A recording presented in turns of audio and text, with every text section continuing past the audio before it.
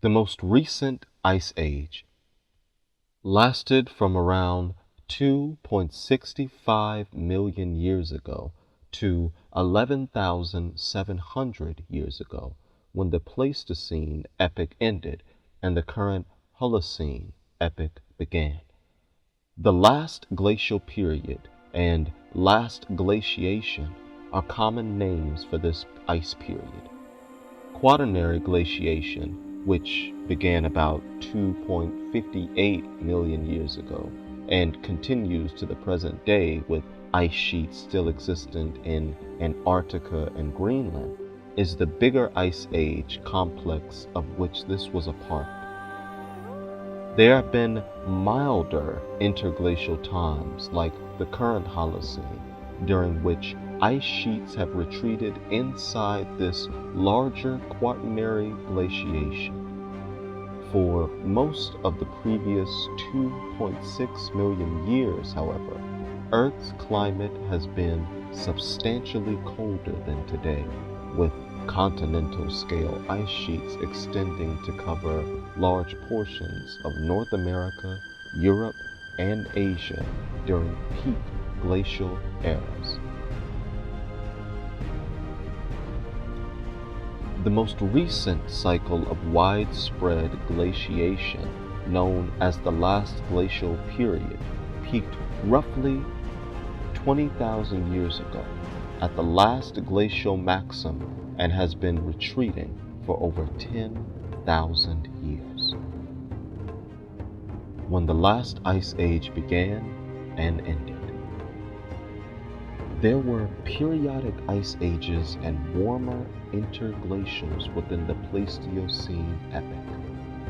During glacial times, ice sheets grew, whereas during interglacial times, they shrank.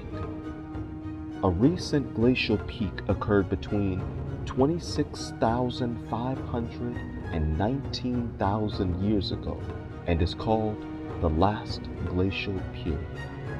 Before it, 13,000 to 114,000 years ago, there was an interglacial period called the Eemian.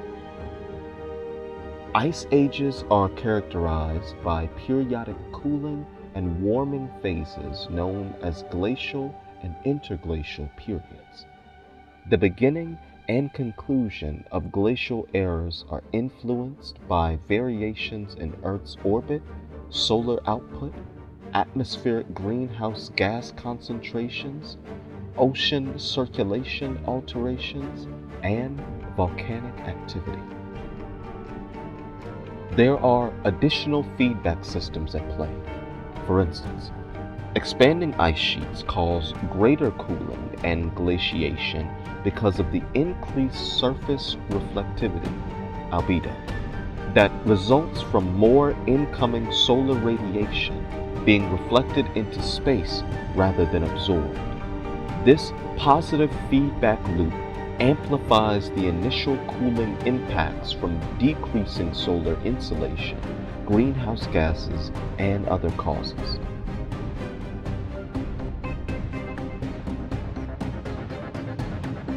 The last glacial maximum, or LGM, is the point in time when global ice volumes were at their maximum. Maximum ice volume is estimated to have happened sometime around the year 20,000. This event took place between 26,500 and 19,000 years ago. Ice sheets covered parts of North America, Europe, and Asia during the LGM.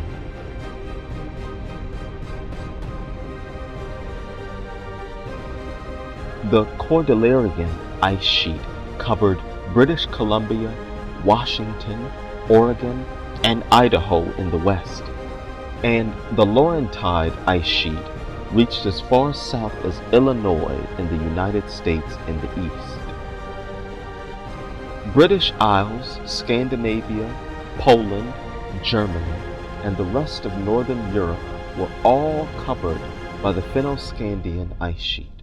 The European Alps, the Pyrenees, the Caucasus Mountains, and the Sierra Nevada in California were all home to alpine glaciers.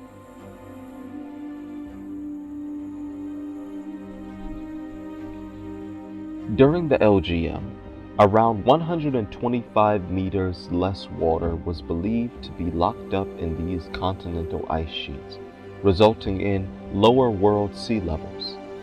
This effectively joined land masses like Siberia and Alaska by exposing enormous expanses of continental shelves normally underwater.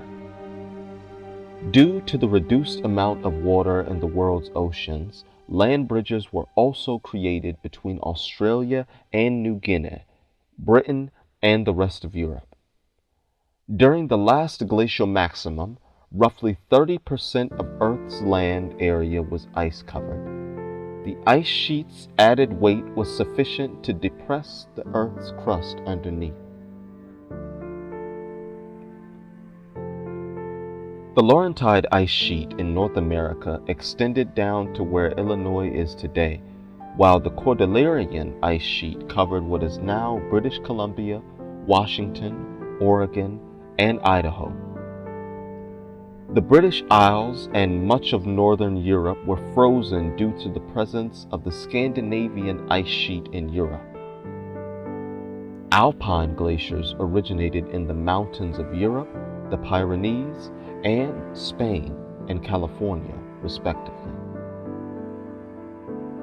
During the last glacial maximum, when these ice sheets were at their largest, they trapped enough water to reduce world sea levels by about 125 meters relative to modern-day levels.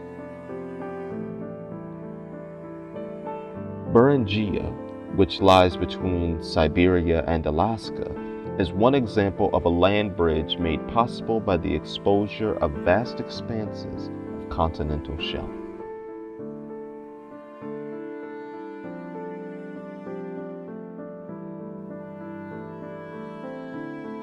The last glacial period ended about 11,700 years ago, when the Earth's climate began to rise around 20,000 years ago, ushering in the present interglacial period, the Holocene. After expanding during the last glacial maximum, continental ice sheets retreated globally as the Earth entered the warmer Holocene epoch.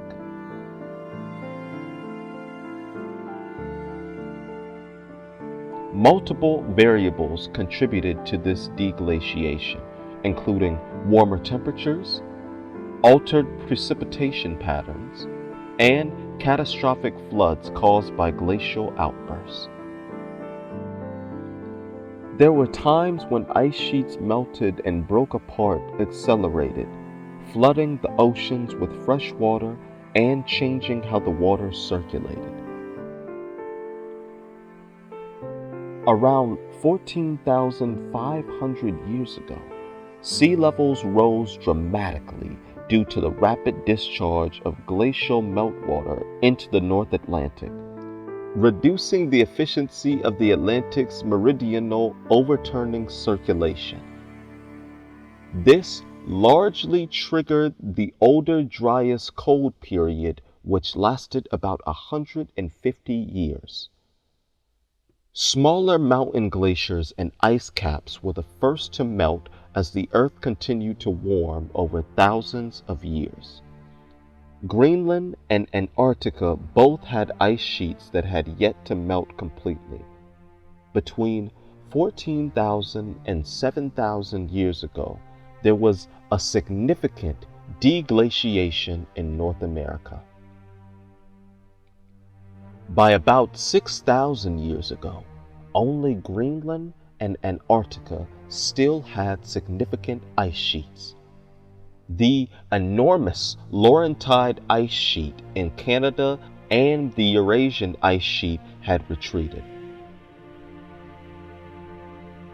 The sea level rose by more than 100 meters due to this worldwide melting, compared to its Ice Age low point. Throughout the Holocene, ocean currents and regional climates were affected by pulses of meltwater from melting ice sheets. There were times when the ice melted quickly, leading to massive inundation.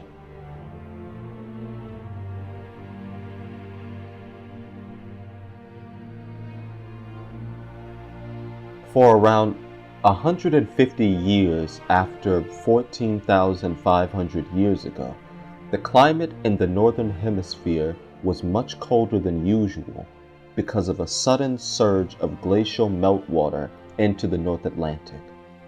As the planet warmed, tiny ice caps and mountain glaciers melted away first. Both Greenland and Antarctica held on to the remnants of their continental ice sheets. Major ice sheets completely receded from Eurasia and North America around 6,000 years ago.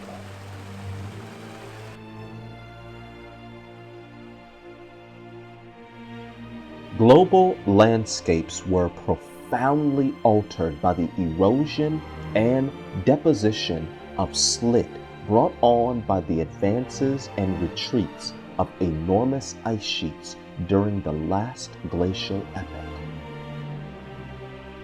Moving ice sculpted characteristic glacial landforms such as cirques, arêtes, horns, U-shaped valleys, hanging valleys, and fords along coasts in alpine locations with valley glaciers. Meanwhile, the continental ice sheets flattened the land and layered on tons of glacial till, clay, gravel, and other debris, changing the landscape in many places. This resulted in gently undulating plains, hills, and landscapes developing throughout the ice-covered northern regions of North America and Eurasia.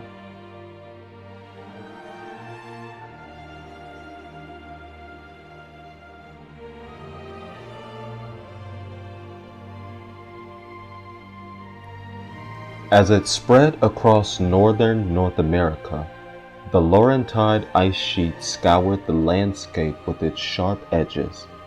Glacial erratics, which are enormous boulders, were carried great distances by moving glaciers and then dumped hundreds or thousands of kilometers away from their original location.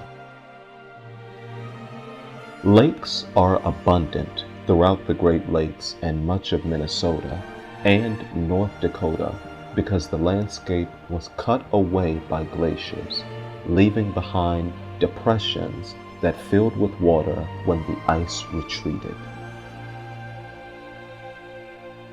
Northern Europe, for example, displays classic U-shaped valleys, fords carved along Norway's coastline, and plentiful lakes left behind by receding ice sheets across Finland, Sweden, Germany, Poland, and beyond.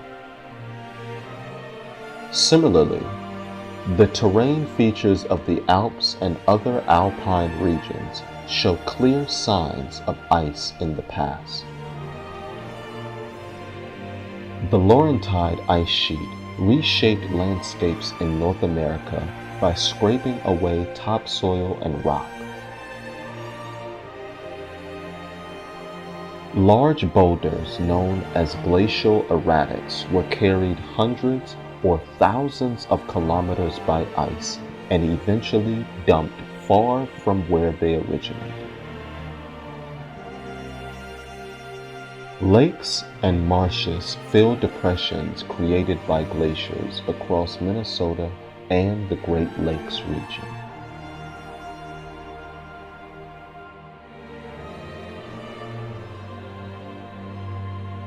Similar U-shaped valleys, fords along Norway's coast, and numerous lakes left behind by melting ice sheets can be found all over northern and central Europe. Evidence of widespread glaciers remain in the Alps and other mountain ranges.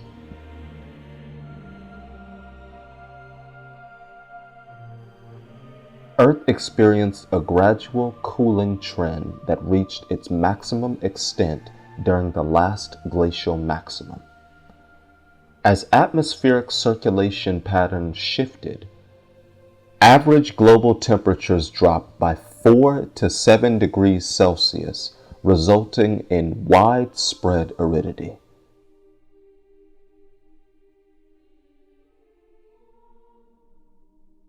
The climate throughout North America and Europe was more akin to the tundra or the Arctic desert.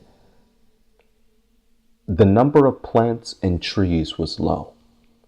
Climates in the non-glaciated areas were dry and windy, with minimal annual precipitation. The glaciers that melted from the mountains blocked the rain from reaching the continent's heart. The upwelling and productivity in the North Atlantic, as measured by marine cores, have significantly decreased.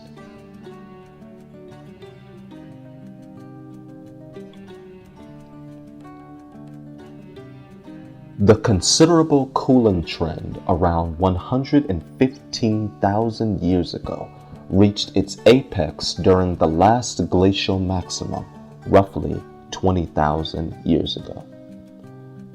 As atmospheric circulation patterns evolved in response to the ice sheets, global average temperatures dropped by 4 to 7 degrees Celsius, resulting in widespread aridity. It was mostly tundra or polar desert across North America and Europe, with very little flora and almost no trees. Reduced precipitation and significantly windier conditions affected even regions not completely covered by ice sheets. As they melted, mountain glaciers built barriers that prevented rain from reaching the dry centers of continents. Although the equator saw less impact than higher latitudes, tropical rainforest did shrink. At greater elevations, such as those found in the Andes of South America or the mountains of East Africa, temperatures and humidity were lower. The tropical rain belt shifted southward as the Arctic ice sheet grew.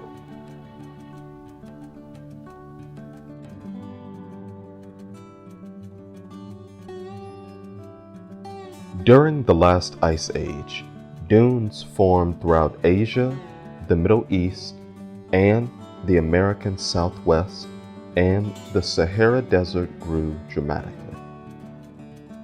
Evidence from ice cores and ocean sediments indicates widespread deserts are the source of periodic dust storms. Colder surface waters and the insulating effects of sea ice expansion are believed to have lowered upwelling and biological production in the ocean, as evidenced by marine sediment cores in the North Atlantic and around Antarctica.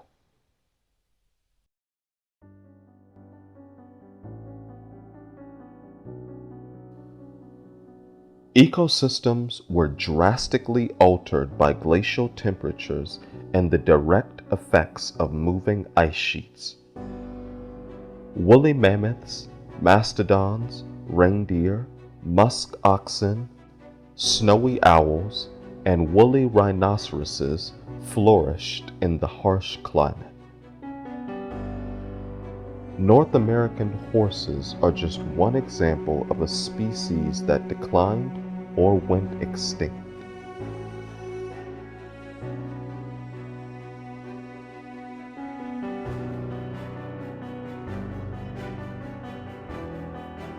At mid-latitudes, spruce, fir, and lurch have mostly supplanted cold-intolerant trees like oak, hickory, and beech. The Canadian boreal forest and the northern Eurasia tundra were the dominant biomes. Because of decreases in precipitation, grasslands spread throughout the interiors of continents.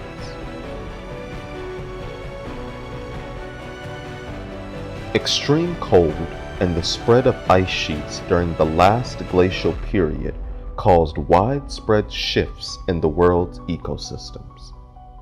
Woolly mammoths, mastodons, reindeer, musk oxen, snowy owls, and woolly rhinoceroses were a few of the large creatures that did well in the frigid temperatures and the tundra or steppe settings.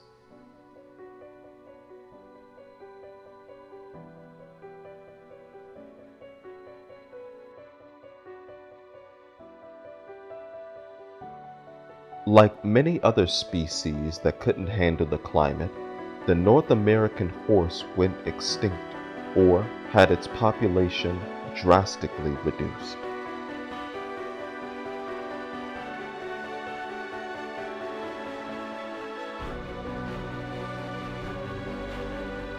In the middle latitudes, spruce, fir, larch, and other conifers have largely supplanted cold-intolerant tree species, including oak, hickory, and beech. The northern parts of North America and Eurasia were covered in boreal forests and tundra. The cold and dry circumstances encouraged the growth of grasslands in the interiors of the continents. The Bering land bridge between Siberia and Alaska created far-reaching ecological effects because it facilitated the movement of plants and animals between Asia and North America. The exposed seafloor allowed many Asian mammal species, including camels, bison, and mammoths, to migrate to North America. Surprisingly, few mammal species have traversed the bridge backward.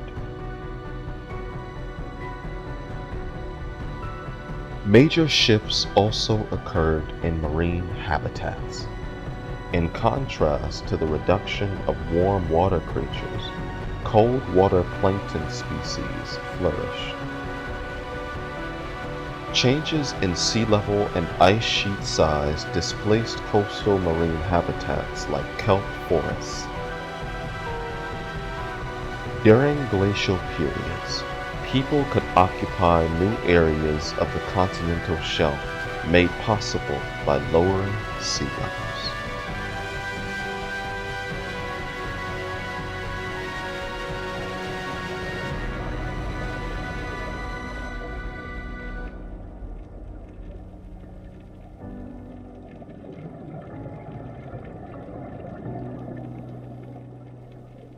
About 300,000 years ago in Africa, Homo sapiens first appeared. Somewhere in the range of 100,000 years ago, populations of anatomically modern humans began migrating out of Africa and into Eurasia, where they encountered earlier hominins such as the Neanderthals. Neanderthals and other ancient Europeans hunted reindeer and other cold-adapted prey.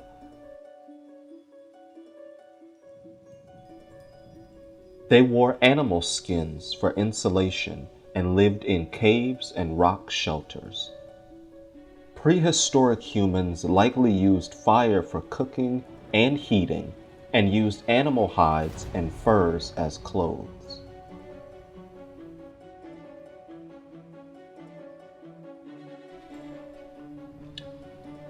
Around 115,000 years ago, when the last glacial period started, life became extremely difficult for these ancient populations.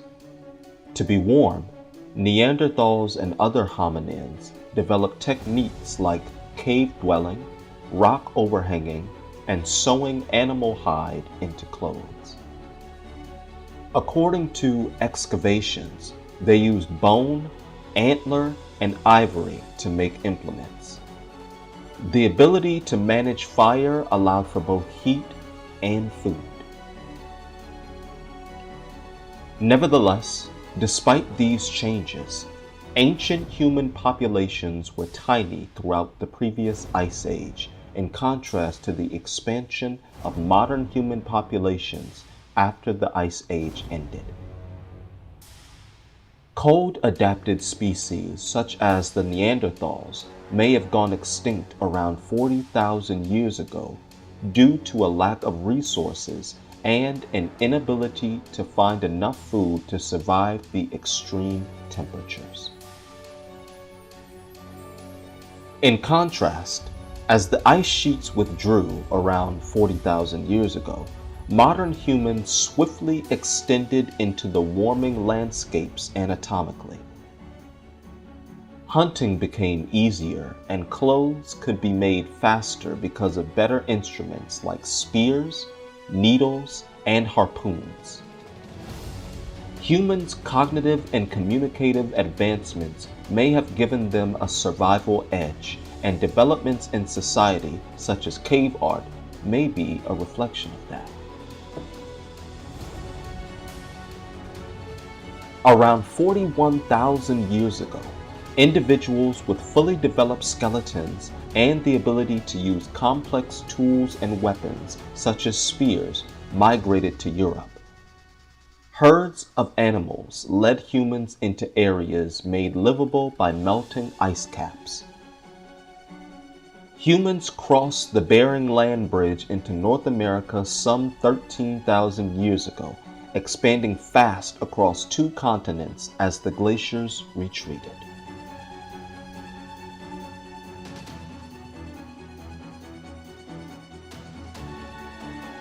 During the Ice Ages, glaciers and ice sheets at poles and mountains grew to unprecedented sizes. These extended cold spells have occurred frequently throughout the Quaternary Glacier, which spans at least the past 2.6 million years. The tremendous glacial interglacial cycles that have shaped Earth's recent past have left many wondering what causes these climactic shifts. Scientists have identified several methods to alter Earth's energy balance and hence initiate and terminate ice ages.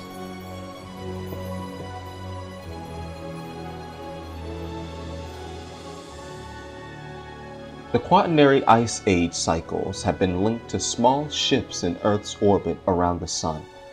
As a result of these orbital changes, the amount of solar radiation that certain latitudes get at various times of the year varies. Even a slight shift in solar energy can trigger a tipping point in the climate system. The effects of periodic changes in eccentricity, obliquity, and precession on solar radiation patterns were initially documented in the 1920s by the Serbian astronomer Milutin Milankovic.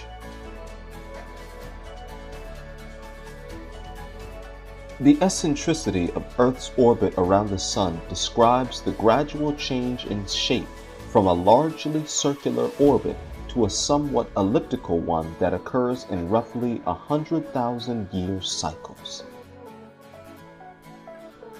The obliquity of Earth's axis varies in 22.1 to 24.5 degree increments over roughly 41,000-year periods.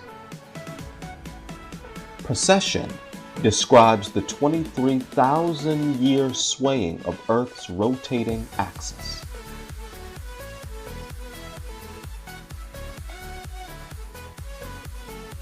These orbital cycles affect the seasonal and latitudinal distribution of the Sun's energy reaching Earth.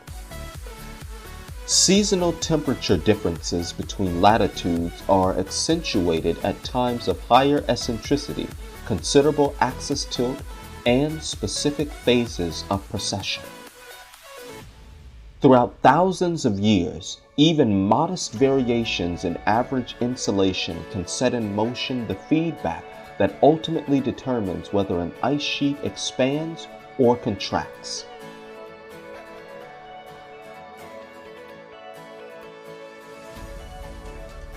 Greenhouse gases, which include carbon dioxide, methane, and water vapor, play a crucial role in maintaining stable surface temperatures on Earth by absorbing radiant heat from the ground and upper atmosphere.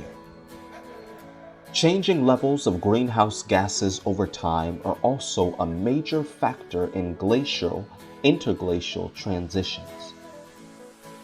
From interglacial highs to glacial lows, CO2 levels decrease by around 30% in ice core data. The colder oceans absorb more CO2 during glacial eras, while carbon is stored in the growing terrestrial biosphere. The expansion of ice sheets also led to the drying up of significant sources of atmospheric methane, such as tropical wetlands. The cooling effect of other causes, such as orbital cycles, is amplified by the reduction of greenhouse gases. Deglaciation is largely driven by the feedback of increasing CO2 and methane as the Earth's temperature warms. Although CO2 levels rise after temperatures have begun to rise, this suggests that greenhouse gases reinforce rather than initiate the end of ice ages. Orbital shifts and changes in ocean circulation probably trigger initial warming.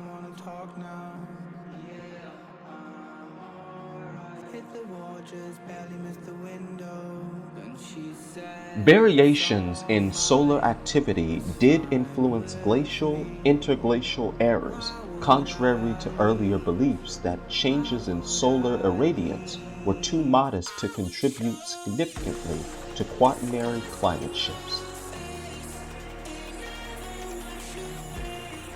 Cosmic ray and ice core measurements of beryllium isotopes show that the sun's magnetic field strength has varied significantly during the past million years.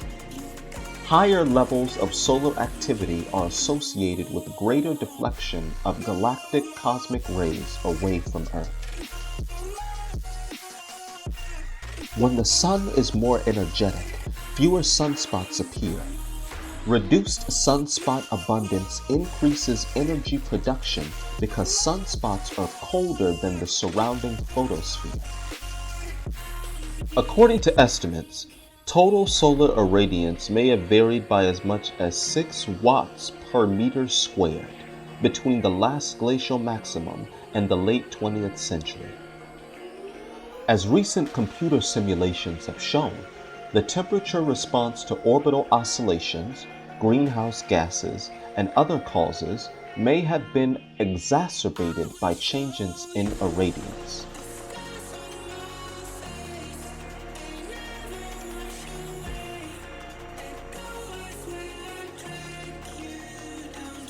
Changes in ocean circulation patterns have had substantial effects on ice age weather.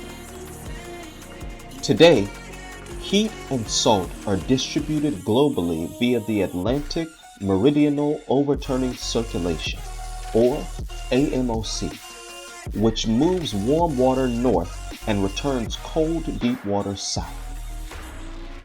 During glacial times, AMOC was considerably weakened. The salinity and density of northern Atlantic surface waters decreased, possibly due to the entry of fresh meltwater from melting North American ice sheets. The movement of warm water northward via convection currents was impeded. Northern Hemisphere ice sheets expanded due to the colder sea surface temperatures. The creation of Antarctic bottom water, the engine that drives global deep ocean circulation, was also temporarily inhibited during glacial epochs. Wind and sea ice changes affected surface buoyancy and slowed bottom water generation. Since more CO2 could be stored in the deep ocean due to the slowed circulation, atmospheric greenhouse warming was mitigated. Oceanic entryways played a role in shaping circulation patterns. As a result of Bering Strait's opening, more Pacific freshwater is entering the Arctic, while less heat is transferred between the Pacific and Indian Oceans via Indonesia.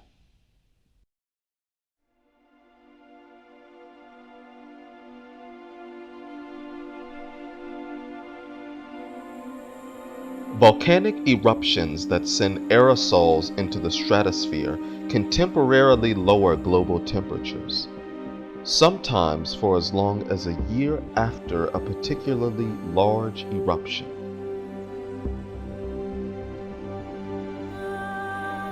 Ice core data suggest an uptick in volcanic activity before the last glacial maximum and during other times of rapid glacial expansion.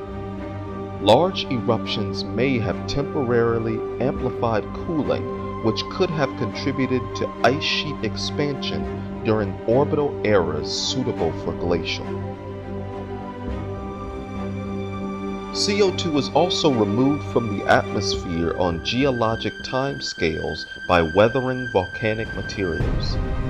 Over millions of years, increased global volcanism reduces atmospheric CO2 and causes long-term cooling. Chemical weathering rates are boosted by the uplift and erosion of mountain chains worldwide, which may play a comparable impact.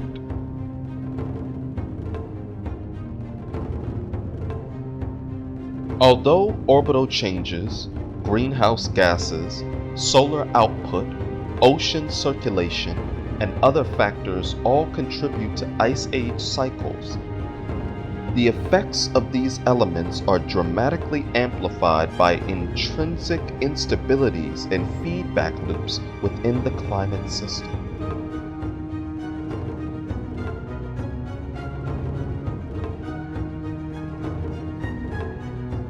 A net cooling imbalance develops in the global energy budget as incoming solar energy decreases and greenhouse gases like CO2 and methane are reduced.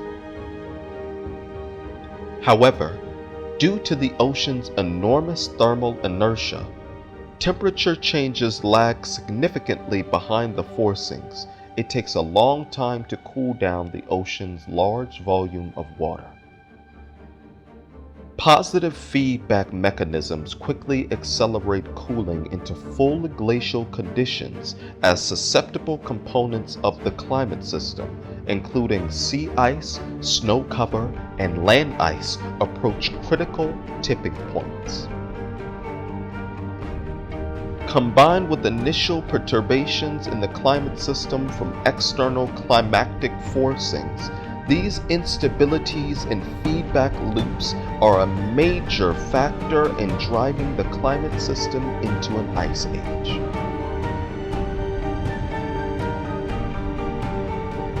Sea and land ice eventually reach critical tipping points, triggering powerful feedbacks that push runaway cooling into full glacial conditions.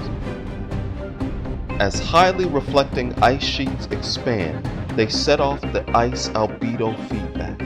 Drying out the planet causes a drop in carbon dioxide levels. As sea ice expands, it acts as an insulator, changing the direction of ocean currents. During periods of deglaciation, additional feedback and instabilities push the system back into interglacial warming. A single factor does not cause Earth's climate transitions between glacial and interglacial phases. Instead, the oscillations between smaller ice ages and warmer interludes that have typified the Quaternary period are driven by the intricate interplay between external climate forcings, internal system dynamics, and various feedback processes. Researchers are still trying to piece together the whole picture of the complex cycles that have modeled Earth's ecosystem in recent eons.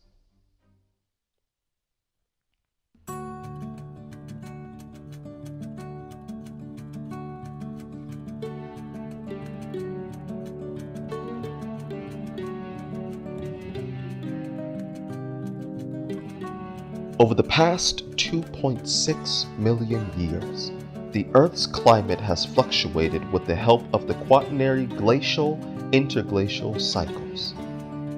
The present interglacial period, the Holocene, has lasted for roughly 11,700 years. May we enter a new ice age in the not-too-distant future? Or will the next glaciation be indefinitely delayed by the human-caused warming of the Anthropocene era? Researchers are trying to predict when the next ice age will begin and how human activity can change natural cycles.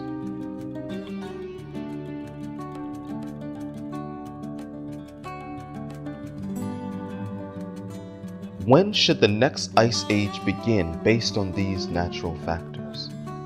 The typical time between Pleistocene ice eras was 40,000 to 100,000 years before human interference. Interglacial periods, on the other hand, varied more widely in length, from about 10,000 to 30,000 years over the past 500,000 years. Within this normal range, the current Holocene interglacial can be found. Milankovitch cycles, cyclical oscillations in Earth's orbit and axis tilt, set the tempo for glacial and interglacial periods. Between now and 26,000 years from now, summer insolation in the northern hemisphere is expected to begin drop at a rate favorable to the onset of glaciers. However, the varying lengths of interglacials cannot be explained by orbital cycles alone. Whether or not a particular drop in insolation causes a climate system-wide cool down and the onset of an ice age depends on other internal variations. This includes the long-term decline in atmospheric CO2 due to natural geological and oceanic carbon cycle processes. The next glaciation might start anywhere within the next 50,000 years, although the margin of error is huge. The onset has always lagged behind the orbital forcing by a considerable amount. There are several lines of evidence suggesting that the current interglacial will last for a much longer time than would be predicted by just orbital factors. The next ice age may be postponed for 100,000 to 500,000 years due to ongoing human global warming. Human activities over the past 2 centuries have resulted in the release of greenhouse gases to the atmosphere at quantities not observed in nature during the whole Quaternary period. The atmosphere's ability to trap heat increases by a factor of 2 to 3. Natural processes may take up to 100,000 years to remove the extra CO2 people have generated. Even the sun's rays have leveled out recently. It will be another 7,000 years until conditions are right for glaciation in the northern hemisphere. High carbon dioxide levels prevent glaciers from forming because they hinder the natural decay of greenhouse gases. The dramatic melting of the Laurentide and Eurasian ice sheets has also changed the reflectant of the Earth's surface and likely other factors, which may have prevented reglaciation in favor of an extremely lengthy interglacial.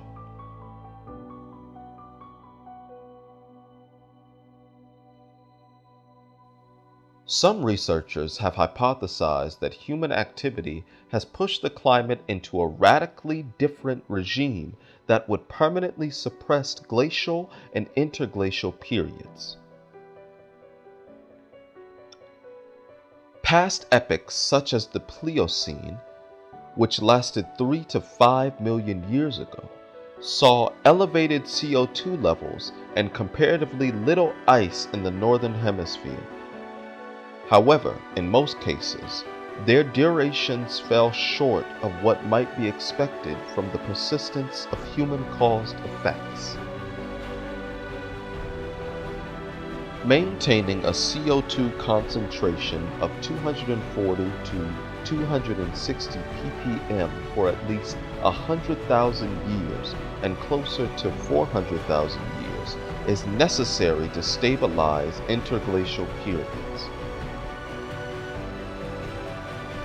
Erosion of continental rocks may draw CO2 down after tens of thousands of years if CO2 is stabilized at current levels. This indicates that constant artificial carbon sequestration may make it easier to maintain the existing climate regime across geological timeframes. Predicting a changed glacial cycle due to human activity is uncertain. However, without sustained human intervention, natural orbital force is expected to re-establish itself at some point.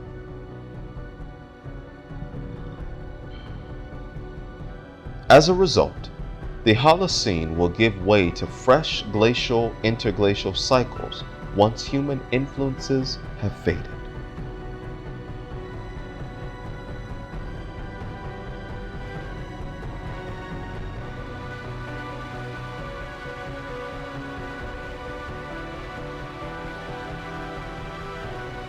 Although global warming is likely over the long term, some researchers have suggested that human greenhouse gas emissions might cause a short regional cooling event in the future centuries by altering ocean circulation.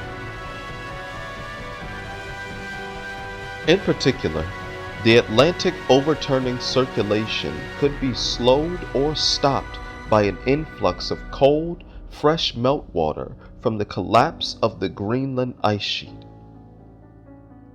According to the models, this may result in a 10°C drop in temperature for Western Europe and some portions of North America in just a few decades. After 2 centuries, though, temperatures would rise again. Because of these natural forces, Earth's orbital changes may continue to drive glacial and interglacial cycles. However, due to the human-caused global warming in the past 2 centuries, a full ice age is unlikely to begin for at least 100,000 to 500,000 years.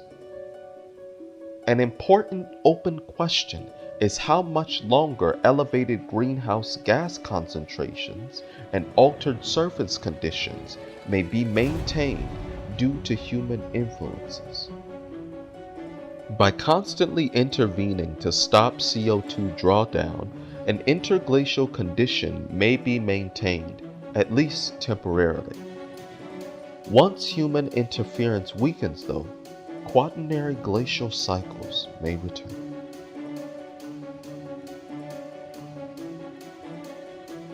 One of the Earth's most spectacular examples of climate variability is the periodic advance and retreat of gigantic ice sheets across the northern hemisphere. Long, cold glacial periods have alternated with warmer interglacial areas devoid of continental ice sheets on Earth for at least the past 2.6 million years.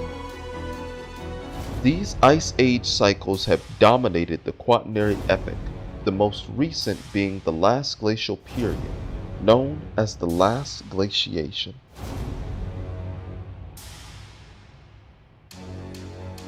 The intricate interactions between external climate forcings and internal feedback processes within the climate system are the root of Earth's ice age climate cycles.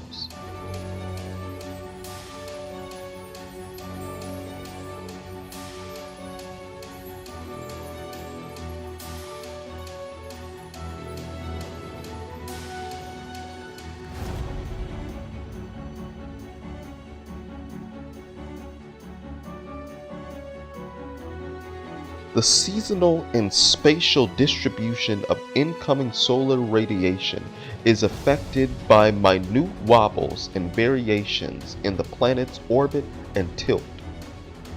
The cooling effects of less sunlight are amplified in susceptible locations like the Arctic as significant greenhouse gases like CO2 and methane decline. When the global system is pushed past crucial tipping points, significant feedbacks like the ice albedo effect take over. This can be caused by various factors, included but not limited to shifting ocean currents, volcanic activity, and variations in solar output.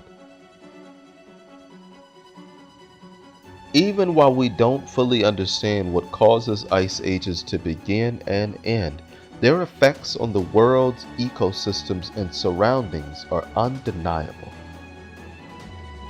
Canada, the northern United States, northwestern Europe, and Siberia were covered by ice sheets up to 3 kilometers thick during the last glacial maximum, roughly 20,000 years ago. Because of the massive amount of water trapped in these continental glaciers, sea levels dropped by around 125 meters compared to today. This caused major changes to coast and exposed land masses that are normally submerged, such as Beringia between Alaska and Siberia.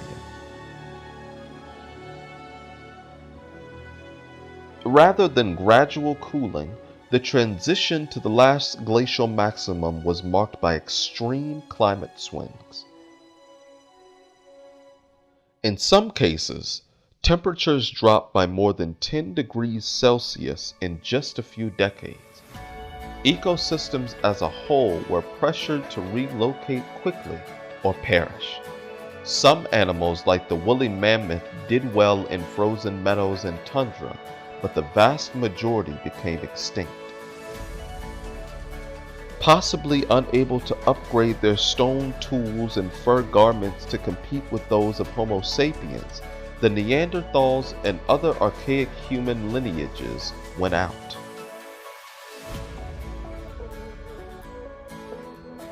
The end of the previous ice age did not occur along a single course, just as the causes were multifaceted.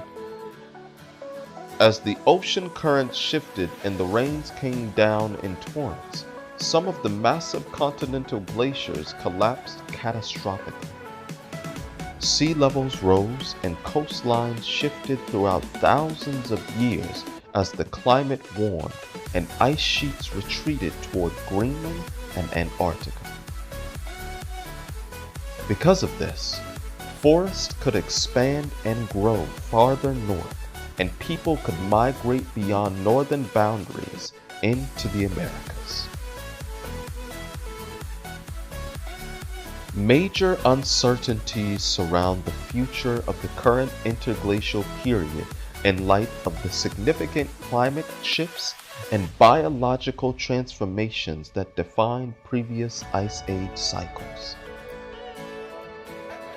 The orbital changes in greenhouse gas concentrations that drive glacial interglacial oscillations may allow Earth to experience them again. However, due to human-caused global warming during the past 2 centuries, another full-scale ice age is unlikely to occur within the next 100,000 years. The time that human impacts can maintain increased CO2 in changing surface conditions will determine what happens after that time scale.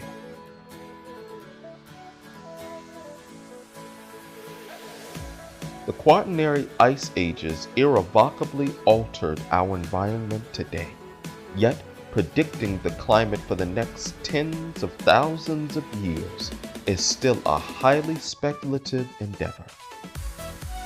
Their experiences have taught modern humans how the Earth's climate system has the potential to alter habitats, biomes, and social structures radically.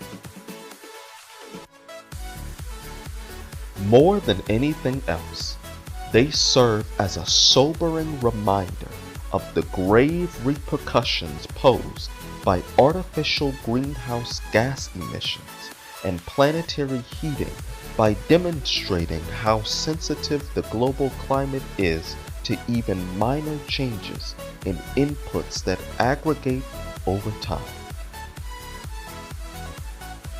The end. Ice Age, History and Future. Written by DWAYNE Buckler.